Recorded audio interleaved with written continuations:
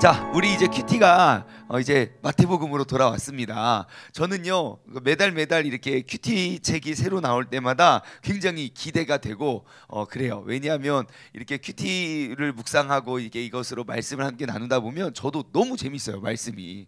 그래서 어느 본문이 나오느냐를 저는 너무너무 기다리고 있거든요. 그래서 제가 기다리는 몇 개의 본문이 하나 있어요. 빨리 그 본문이 나와야 그 책에 대해서 제가 열심히 공부를 할 것 같아서. 원래 발등에 불이 떨어져야 공부를 하기 시작하잖아요. 미리미리 하면 좋은데 꼭 그 본문을 기다리고 있어요. 언젠가 나올 거예요. 자, 그런데 이제 2023년에는 과연 어떠한 책인가라고 하고 봤더니 다시 마태복음 1장으로 돌아갔어요. 그래서 아무튼 더 재미있게 우리가 여러분들이 이미 뭐 마태복음에 대한 내용이나 뭐 이런 배경에 대해서 잘 아시겠고, 그리고 우리가 성경 통독을 하면 제일 많이 하는 부분이 창세기하고 마태복음이잖아요.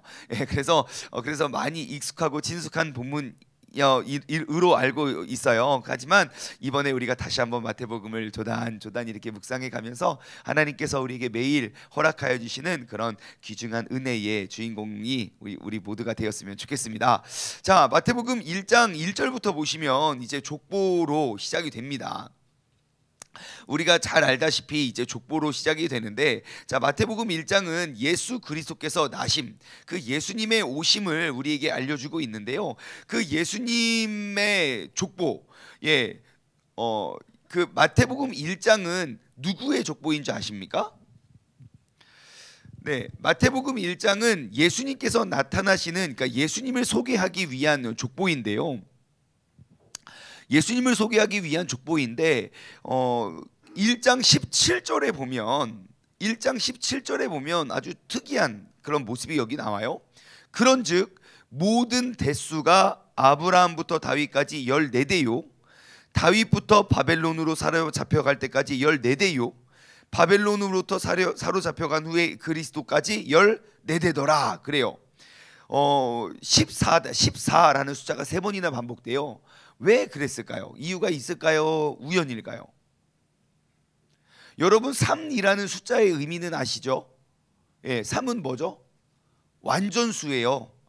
삼위일체 하나님이고, 그래서 그 3이라는 숫자가 완전수인데 왜 이 17절 안에 14라는 숫자를 3번이나 반복했을까요? 뭔가 뜻이 있겠죠?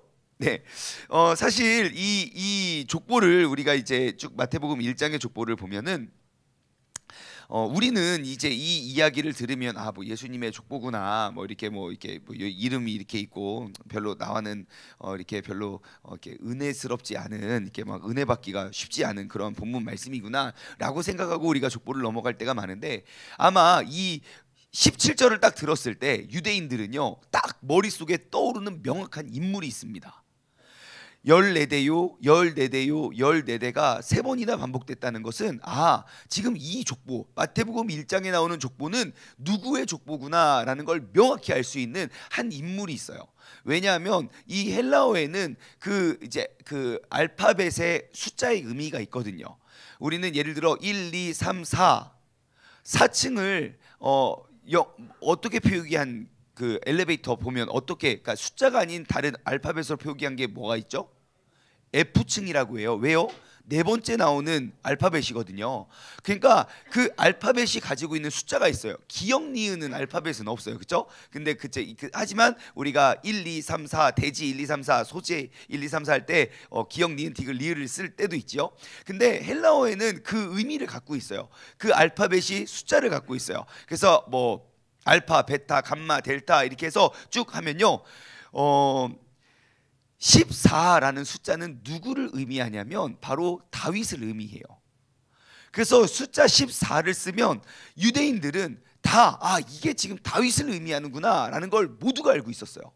그래서 이제 우리가 기다리고 우리가 간절히 원했던 그 다윗과 같은 왕이, 그 하나의 별이 이 땅에 임했구나 라는 것을 알려주기 위한 족보입니다. 자, 그리고 이제 18절부터 보시면 이제 아주 말도 안 되는 이상한 이야기가 여기 기록되어 있어요. 예수 그리스도의 나심은 이러하니라. 자, 예수께서 이 땅에 나심, 여러분 예수 그리스도의 이름의 뜻은 아시죠? 자, 예수 그리스도 이름의 뜻이 뭐죠? 예, 그렇습니다. 예, 맞아, 바로 그 정확하게 그 뜻입니다. 자, 예수는 이름이고요. 그리스도는 성이 아닙니다. 우리 외국이라고 생각해서 이제 충만장이라고 생각하시면 안 돼요. 자, 그리스도는 역할입니다. 역할. 그분의 역할. 예, 그리스도, 크리스토스라는 그 단어의 뜻은 무엇일까요? 네? 예, 정확해요. 기름 부음을 받은 자예요. 예, 그래서 예수, 우리를 구원할, 기름 부음 받은 우리를 구원할 자, 자, 예수 그리스도의 나심은 이러합니다. 자, 그의 어머니가 마리아가 요셉과 뭘 했습니까? 뭐 했어요? 약혼을 했어요. 약혼을 하고 동거, 아직 같이 이제 동거하진 않았어요. 제가 이거를 묵상하다가 너무 귀한, 너무 좋은 걸 발견했어요. 여러분 이거 꼭 요즘 이 시대에 우리 젊은 친구들, 우리 친구들 잘 들어. 약혼을 해도 동거하면 돼요, 안 돼요? 안 돼요. 이게 너무너무 좋은 교훈이잖아요. 예? 지금은 약혼을 안 해도 동거하는 세상이 지금, 이놈의 세상이 지금 이렇게 돼가지고, 여러분 약혼을 해도 동거하면 안 됩니다. 언제부터 동거해야 됩니까? 결혼을 하고, 예, 하나님과 모든 사람들 앞에 우리 지금 결혼했습니다 하고, 그리고 동거하는 거 알겠죠? 예, 우리 여기서 또 성교육을 하게 됩니다. 네, 아무튼 약혼을 하고 동거를 하지도 전에 갑자기 성령으로 잉태된 것이 나타났어요. 이게 나타나서는 안 될 일들이 나타났어요. 자, 한번 그 이야기는 조금 이따 하고요. 자, 성령으로 잉태된 것, 왜 예수님은 성령으로 잉태되셔야만 했을까요? 간단히 말해서 아담과 하와를 통해서 자녀를 낳았어요. 하나님께서는 아담과 하와를 너무너무 귀하고 의롭고 깨끗한 존재로 만드셨어요. 그런데 아담과 하와가 죄를 범했어요. 그래서 아담의 씨와 하와의 집에서 나온 아이는 의인이겠습니까? 죄인이겠습니까? 예, 씨가 더러워졌어요. 그러니까 더러운 씨에서 더러운 죄인이 나왔을 거예요. 그래서 그의 결과 가인이 열받는다고 동생을 패 죽여버려요. 막 잔인하게 돌로 쳐서. 얼마나 무섭습니까? 예, 그게 왜 그러냐면 죄의 자녀이기 때문이에요. 그러면 예수님의 아버지 요셉도 죄인이겠죠. 아무리 나는 의로운 의인이겠지만 내 씨가 죄인이겠죠. 그리고 그 마리아도 완전하지 못하잖아요. 그래서 죄가 없는 인간이 우리의 죄를 대속할 수 있는 거예요. 나도 죄인, 얘도 죄인. 그러니까 내 죄 너한테 이제 2배로 씌어서 얘를 감옥으로 보내고 내가 안 갈 수 있습니까? 없습니까? 유전 무죄, 무전 유죄가 가능합니까? 그러면 안 됩니까? 그러면 안 되지만 그런 게 있을까요? 없을까요? 예, 엄청 많아요. 엄청 많아요. 제가 여기 이렇게 저기 이렇게 몇 분 아는데요. 진짜 감옥에 가면 얼마나 진짜 억울하게 온 사람이 그렇게 많대요, 세상에. 예, 진짜 나쁜 놈들 더 많은데 그 놈들은 안 오고 괜히 착한 사람들만 여기 다 와가지고, 예? 그런 사람들이 있다고요. 그러니까 우리가 우리가 그렇게 그 대신 지어질 수 있어요. 분명히 죄는 있는데 이거 누가 책임지지? 그러니까 누구나 내가 죄 아닌데 대신 짊어지고 감옥에 갈 수 있어요. 하지만 죄가 있어요. 이거 누굴 보내지? 우리 집에 내가 사랑하는 우리 뽀삐한테 그 죄를 대신 지어서 감옥에 보낼 수 있습니까? 없습니까? 왜 사람은 되는데 강아지는 안 됩니까? 왜 안 돼요? 사람이 아닌 분이 이런 거잖아요. 예, 바로 그런 거예요. 우리가 우리의 죄를 대속하기 위해서 짐승을 사용했었어요. 짐승을. 하지만 그것이 온전한 제사가 될 수는 없어요. 절대. 왜냐하면 우리 죄는 인간이 짓고 그 죄를 짐승에게 전가하기 때문에. 그래서 온전한 제물이 필요했던 거예요. 인간이지만 죄가 없는 인간. 모든 인류 역사에 인간이지만 죄가 없는 그 죄인의 씨로 나지 아니하는 유일한 인간이 누굽니까? 우리 예수님이에요. 그래서 성령으로 잉태된 것이 중요한 거예요. 만약에 예수님께서 성령으로 잉태되지 아니하였다면 우리와 똑같은 인간이에요. 좀 더 착하고 좀 더 의롭고 좀 더 훌륭한 인간이 될 수 있는 거예요. 다른 어떠한 종교의 지도자와 같이. 하지만 그들이 우리의 죄를 대속할 수는 없는 거예요. 똑같은 죄인이기 때문에. 그래서 예수 그리스도께서 성령으로 잉태된 것이 너무너무 귀한 거예요. 그러면서 지금 오늘 본문은 요셉에 대한 소개가 쭉 나와 있습니다. 여러분, 인생은 몇 번입니까? 우리가 한 번 사는 인생이잖아요. 근데 한 번 사는 이 인생, 우리가 이 땅에, 하나님께서 이 땅에 보내주셨는데 우리가 어떻게 쓰임 받느냐, 그것은 참 중요한 것 같아요. 어차피 우리 인생은 한 번인데 한 번 사는 인생, 우리가 어떻게 쓰임 받아야 좋은가? 여러분, 우리 모두가 항상 기도하는 건 무엇입니까? 하나님, 노아와 같이, 아브라함 같이 믿음을 주시고, 그리고 다윗과 같이 막 부와 명예를 주시고, 그리고 또 우리 요셉과 같이 순결함과 정결함과 지혜를 주시고, 뭐 다니엘과 같이 흔들리지 않고 막 나라를 이겨. 우리 그런 거 되게 기도 많이 하잖아요, 그죠? 예, 정말 그런 사람은 성경에도 몇 명 없는 사람들인데 우리는 다 그런 사람들이 되길 간절히 바라고, 특히 나는 이미 글렀으니 우리의 자녀는 우리의 손주는 그렇게 되기를 간절히 기도하잖아요. 자, 왜요? 어차피 한 번 사는 인생인데 우리가 귀 쓰임 받는 거예요. 자, 그러면 이 땅에 한 번 딱 태어났어요. 근데 예수 그리스도의 아빠, 예수 그리스도의 엄마로 쓰임 받는 인생이 얼마나 귀할까요? 그죠? 그러면 어떠한 사람이 예수 그리스도의 아빠로 쓰임 받는 인생이 됐을까? 오늘은 그 요셉에 대한 이야기를 잠깐 하려고 해요. 자, 그러면 어떻게 하면 한 번 사는 인생인데 예수 그리스도를 낳을 수 있는, 그의 부모로 불리움을 받을 수 있는 그러한 도구로 쓰임 받을 수 있을까? 그 요셉을 우리가 잠깐 생각했으면 좋겠어요. 자, 요셉과 마리아는요, 약혼한 사람입니다. 근데 잘 생각해 보세요. 내 약혼녀가 갑자기 나한테 오더니 이렇게 이야기를 하는 거예요. 나 사실 임신했어. 나는 이 사람이랑 아기를 만든 적이 없는데 갑자기 임신했다고 이야기를 해요. 자, 여러분이 요셉이라면 어떻게 하시겠습니까? 참고로 그 당시 동거하기 전에 여인이 임신을 했는 경우는 간음이잖아요. 그럼 어떻게 되느냐? 밑에 오늘 큐티책 도움말을 보면 나와 있어요. 자, 유대인의 약혼은 보통 1년 정도 유지가 된 후에 결혼으로 이루어졌다. 만일 약혼자가 정결을 지키지 않으면, 그러니까 내가 순결을 지키지 못하면 이혼 증서를 주거나 돌로 치는 것이 당연한 일이었다. 그래요. 그죠? 가늠한 여인이니까 그냥 돌로 쳐서 죽여야 될 일이라고요. 아니면 아주 명백한 이혼 사유, 이 사람은 이혼한 사람입니다 라고 이혼 사유가 있는 그러한 상황이에요. 자, 여러분 생각해 보세요. 내 여자친구가 나랑 아기를 만든 적이 없는데 임신을 해왔어요. 여러분 마음이 어떻겠습니까? 그래, 헤어지면 되지. 이게 됩니까? 또한 아니 이게 무슨 말이야? 그러니까 갑자기 글쎄 나도 모를 일인데 성령으로 잉태를 받았어.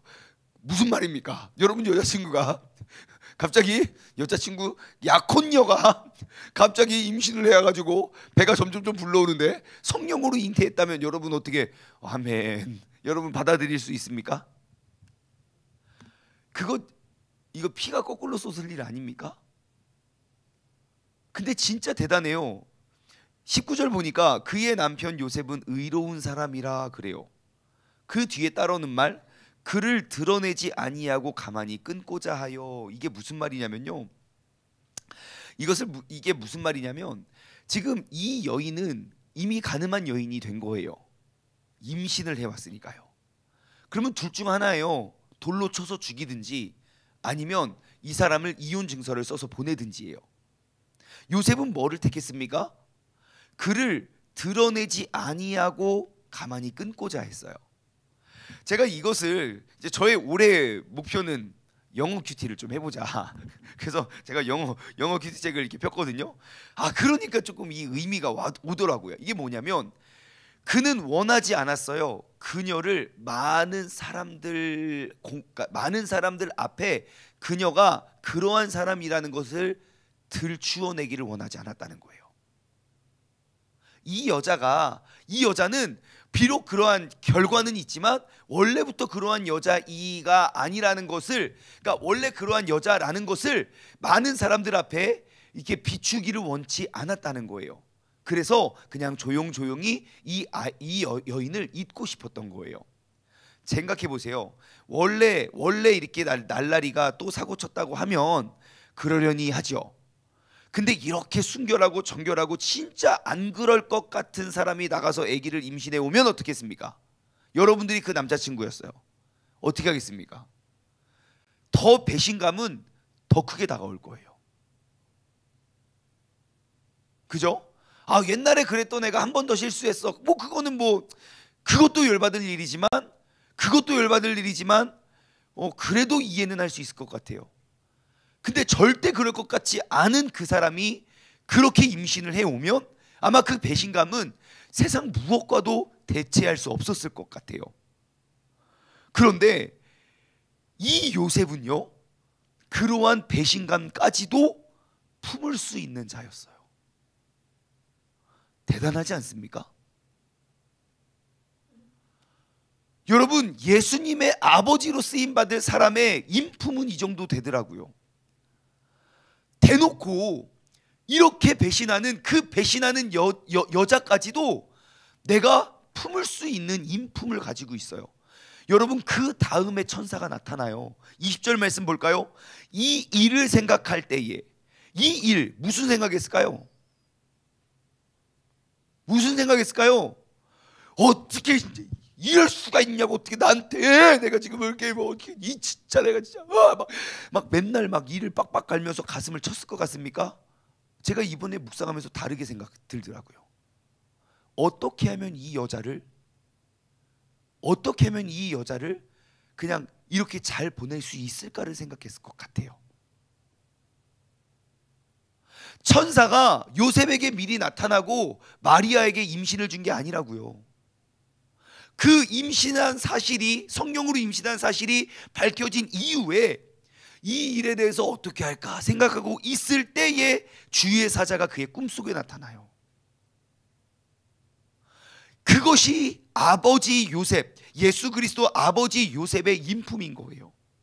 배신자까지도 삼킬 수 있는 사람, 배신자까지도 품을 수 있는 사람, 그게 바로 예수님의 아버지더라고요. 아, 이러한 사람이 쓰임받는구나. 또 한 가지, 요셉은 어떠한 사람이냐면요, 자 20절 볼게요. 이 일을 생각할 때에 주의 사자가 현몽하여 꿈에서 뿅 나타나서 이야기합니다. 다윗의 자손 요셉아, 그죠? 다윗의 자손 요셉아, 내 아내 마리아를 데려오기를 두려워하지 말아라. 그가 잉태된 것은 성령으로 된 것이다. 그래요. 성령으로 잉태된 것이라는 거 어디서 들어본 말인데 뭐죠? 누가 나한테 한 말이에요? 마리아가 했겠죠. 내가 성령으로 잉태됐다고. 근데 나 이거 들어본 말인데, 평생에 처음 들어본 말이었지만 이거 이 세상에 이런 게 없는 줄 알았는데, 또 이 사람도 이야기하고 저 사람도 이야기하면 진짜 그런 게 있구나 라고 생각을 할 것 같아요. 성령으로 잉태된 것이다 라고 알려줘요. 아들을 낳으리니 이름을 예수라 하라. 이는 그가 자기 백성을 그들의 죄에서 구원할 자이심이니라. 그래요. 자, 여러분, 우리가 캐스켓을 통해서 사복음서의 특징을 함께 나눴죠. 마태복음의 가장 큰 특징이 뭐였습니까? 마태는 세리였고 구약 성경을 가장 많이 인용한 사람이라고 이야기했어요. 성경에 능한 자라고. 왜냐하면 마가, 누가, 요한이 구약을 인용한 거 다 더해도 마태 한 명이 구약 성경 인용한 거랑 비슷해요. 그래서 마태복음에 보면 구약 성경을 굉장히 많이 인용을 하거든요. 자, 22절 말씀 보세요. 이 모든 일이 된 것은 주님께서 선지자로 하신 말씀을 이루려 하심이니, 이르시되, 그러면서 선지자로 하신 말씀을 이루려 함이래요. 보라, 처녀가 잉태하여 아들을 낳을 것이요 그의 이름을 임마누엘이라 하셨으니, 이를 번역한즉 하나님이 우리와 함께 계시리다. 자, 지금 이 말씀이 구약 성경의 어떠한 선지자가 인용한 말일 거예요. 그렇죠? 그러면 우리는 성경을 열심히 읽는 사람이니까 이 사람이, 이 인용이 어디서부터 왔는지 우리는 알 수 있겠지요. 자, 이 선지자 이름은 누구일까요? 이사야, 틀림없습니다. 자, 이사야 7장 14절 말씀 볼까요? 자, 이사야 7장 14절. 자, 제가 찾는 동안 여기 23절 말씀 다시 한번 읽어드릴게요. 벌써 찾았네. 자, 기억하시죠? 한번 볼까요? 이사야 7장 14 같이 읽어볼게요. 시작. 그러므로 주께서 친히 징조를 너에게 주실 것인데 봐라, 처녀가 잉태하여 아들을 낳을 것이요 그의 이름을 임마누엘이라 하라. 다시 아까 그 말씀 보여주세요. 자, 보세요. 여기서 볼 수 있는 아주 특이한 근거가 몇 개가 있어요. 누가 잉태했대요? 처녀가 잉태할 수 있습니까? 없습니까? 없지요. 근데 처녀가 잉태할 수 있다는 것을 예견했어요. 그리고 그가 아들을 낳을 건데 이름이 뭐래요? 임마누엘이래요. 임마누엘. 이것은 세 단어의 합성어예요. 임, 무엇과 함께. 마누, 그것은 우리. 엘은 아시죠? 하나님이에요. 하나님이 우리와 함께 계신다. 임마누엘이에요. 자, 그러면 우리가 요셉은 어떠한 사람인지 우리는 또 알 수 있어요. 요셉이 지금 천사의 이 현몽, 그러니까 이것이 나타나기 이전에는 이 여인을 어떻게 보낼까 라고 보낼 것을 생각했는데, 이 꿈 이후에 그는 그 말을 믿고 그 마리아를 나와 함께 하지도 않았음에도 불구하고 배가 부르는 그 여인을 내가 품는다고요. 그러면 그를 품을 수 있는 원동력은 무엇이었습니까? 바로 요셉은요, 이전의 구약의 예언을 다 꿰고 있었던 거예요. 이사야의 말씀을 명확히 알고 있었어요. 그리고 그것을 대망하고 기다리고 있었는데, 그것을 천사가 이야기해 주니, 아, 지금 이 타이밍에 처녀가 잉태해서 아들을 낳을 수 있다는 그것이 이루어졌구나. 그래서 우리가 성경을 알아야 되는 거예요. 어떠한 사건이 어떻게 이루어질 때 이것이 하나님이 계획하신 일인지 아닌지를 분간할 수 있기 위해서요. 여러분, 우리가 하나님의 말씀을 하나님 말씀에 능한 자가 되지 못하면 우리는 절대로 결단코 하나님의 뜻을 발견할 수가 없습니다. 그러므로 우리가 더욱더 하나님의 말씀에 능한 자가 되어서 하나님께서 계획하신 일들, 그리고 우리의 삶 속에 성취해 가시는 일들을 우리가 발견하고 깨달을 수 있는 지혜를 얻기를 소망합니다. 여튼 요셉은 어떠한 사람입니까? 배신자까지도 품을 수 있는 사람, 그리고 하나님의 말씀에 능한 자. 자, 그럼 한 가지만 더 나눌게요. 여기 임마누엘이라고 했어요. 임마누엘. 자, 이 임마누엘의 의미가 무엇일까? 제가 생각해 보건데, 첫 번째는요, 구약에, 그러니까 여기서 기록되어 있는 것처럼 예언의 성취였던 것 같아요. 왜 이 임마누엘이라는 이름을 주셨을까? 아, 예전에 이사야 선지자를 통해서 말씀하신 그 예언이 이제 성취됐구나라는 것 우리가 확진할 수 있을 것 같아요. 또 한 가지 생각해 봤어요. 임마누엘, 왜 임마누엘, 하나님이 우리 함께 계신다, 왜 임마누엘일까 라고 생각해 보건데, 이 시대에요, 사람들이, 우리는 큰 그림을 다 그렸어요. 바벨론 제국이 너무 이들을 괴롭혔고요, 그리고 페르시아 제국도 괴롭혔고요, 헬라 제국도 괴롭혔고요, 이제 로마 제국에 의해서 그 괴롭힘의 극을 달리고 있어요. 그때 이 유대인들은 우리가 소망할 수 있는 건 무엇입니까? 우리가 그 기다렸던 메시아가 와서 정말 이 모든 로마 제국까지도 다 무너뜨리는 그 날을 기다리고 있다고요. 자, 그렇게 수많은 박해와 핍박 속에서 임마누엘, 하나님은 우리와 함께 하십니다 라는 그 한마디가 얼마나 큰 위로가 됐을까요? 그 이름만 들어도, 우리가 신약 성경이 맞춰질 때, 그 도미티안 박해 때 그들이 항상 인사했던 게 뭐라고요? 마라나타, 주께서 곧 오십니다 라는 그 소망과 희망의 메시지가 되었었던 것 같아요. 생각해 보세요. 여러분, 임마누엘은 이사야 선지자 시대 때 이사야를 통해서 고백한 말이에요. 하나님이 예언해 주셨어요. 이사야 선지자 때 있었던 왕들 몰라도 상관없어요. 우리가 알 수 있는 건 무엇입니까?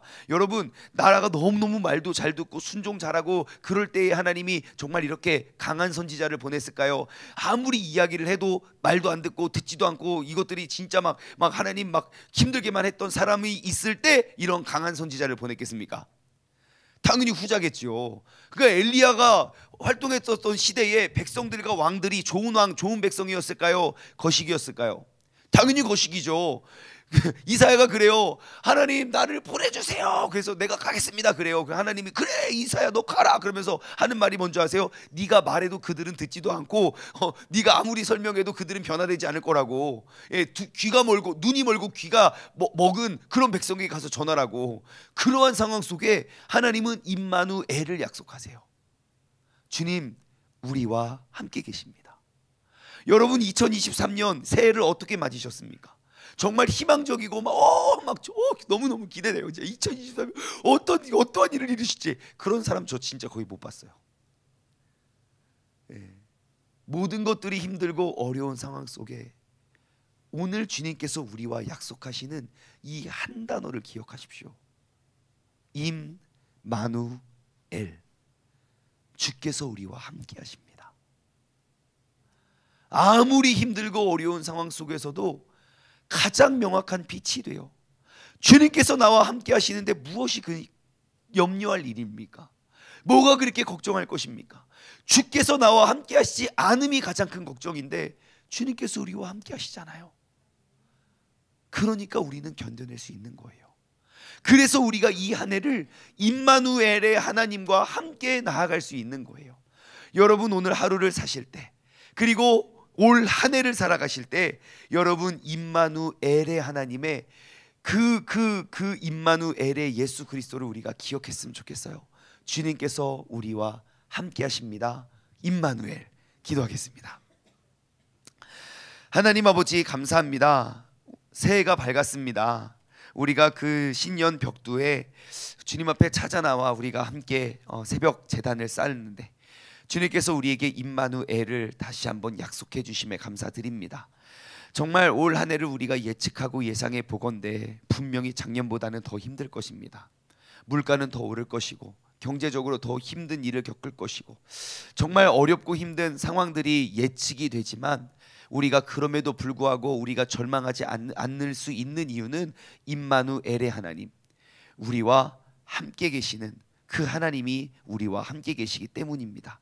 하나님 가장 힘들고 어려울 때 우리는 절대 쓰러지지 않기 위해서 주님께서 늘 우리와 동행하시고 우리에게 말씀하시고 우리를 진리 가운데도 이끄시는 그 주님의 능력이 오늘 이 시간 우리 가운데 임하게 하여 주시고 아버지 하나님 이번 한 해를 살아갈 때에 우리가 어떠한 상황 속에서도 임마누엘의 하나님을 우리가 꼭 경험하고 주님 손 붙잡고 나아갈 수 있는 우리 모두가 되게 하여 주옵소서. 감사드리며 이 모든 말씀 살아계신 예수 그리스도의 이름으로 기도드리옵나이다. 아멘.